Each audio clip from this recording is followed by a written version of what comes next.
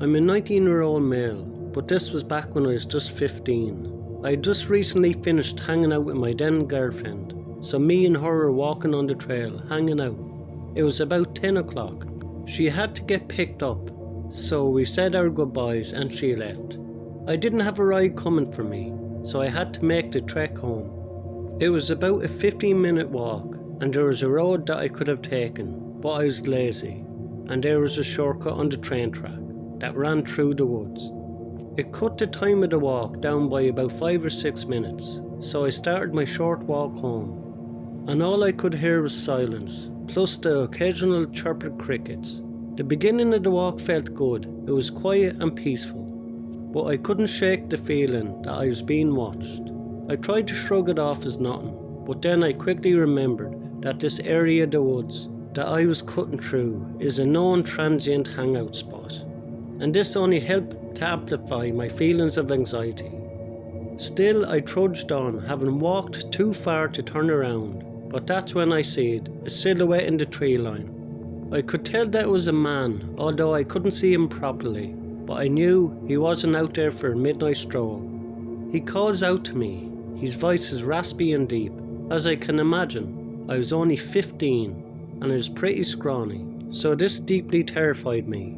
I was already afraid of the dark, so this situation added to the fear I had. The hair stood up on the back of my neck as the man started running for me. I got chills coursing through my entire body, so I ran as fast as I could.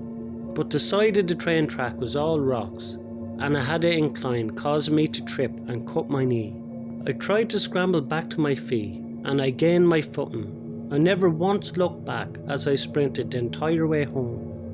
I got there and I slammed the door behind me. I ran upstairs to my bedroom and pretty much threw myself onto the floor without as much as turning on the lights. I was exhausted. I was out of breath and couldn't imagine running any further. I had a window that overlooked the path to where I exited the train tracks, so I gathered the courage that I had to look out the window, and there he was. I could see him standing behind a tree, glaring directly up at my window. I tried my best not to move the curtains or the blinds, but I know in my gut that he saw me the entire time. There's no way that I was going to sleep that night, so I didn't even bother. Who knows what would have happened if he had got me. I never did see him again, although in all fairness, I hardly saw him that night. But believe me when I say this, I never walked down that track ever again. Forget about that shortcut.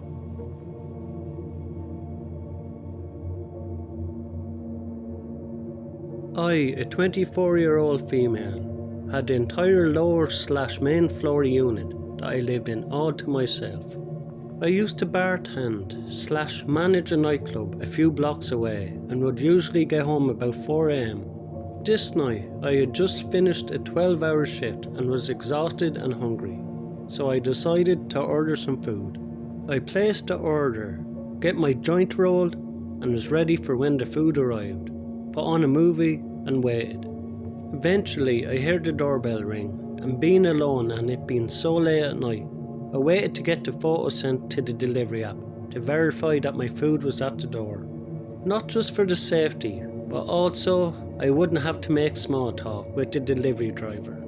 About 5 minutes pass, I see a photo of my food at the doorstep and decided to get up and go and get it. My bedroom had 5 large windows. They gave me a full view of the path along the house, the main street, in front of our garbage area, and the area right in front of our unit store. The driver is still out there, and now he's texting me to come out and get my food.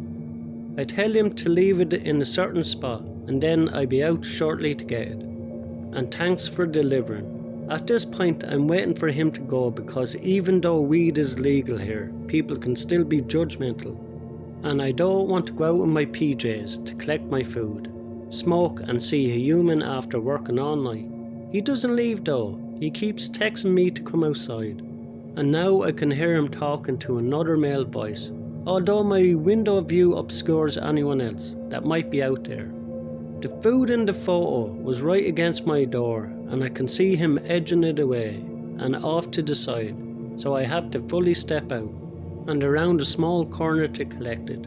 I keep texting him, telling him that it's in the perfect spot, and I'm glad that he followed my instructions, and that I'd be out shortly. He starts banging on my front door now, still occasionally talking to this other male voice.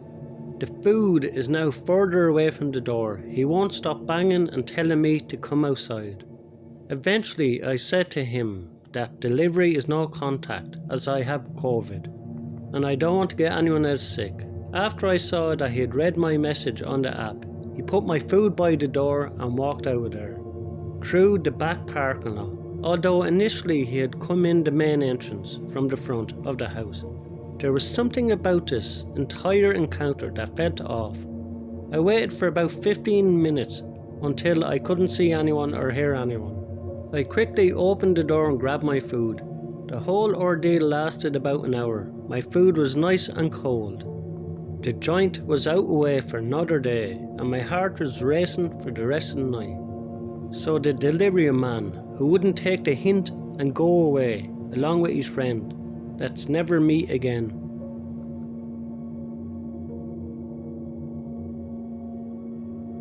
This story happened to me a couple of months back, and I'm still not quite sure what to make of it. My housemates and I are all college students and young women. One night they decided to go on a night out, which I decided to stay in and watch a movie with my boyfriend. At about midnight, someone knocked on the door. I answered it, assuming it was one of my housemates.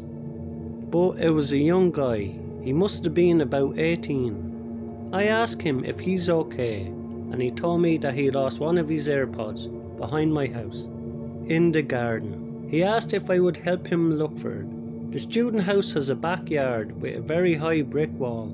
There wasn't even a walkway between the back of the houses, just a little path to the shop's garage and a couple of garden gates down. I straight away had an awful feeling about him. He didn't look threatening at all and was about my height, but it didn't feel right.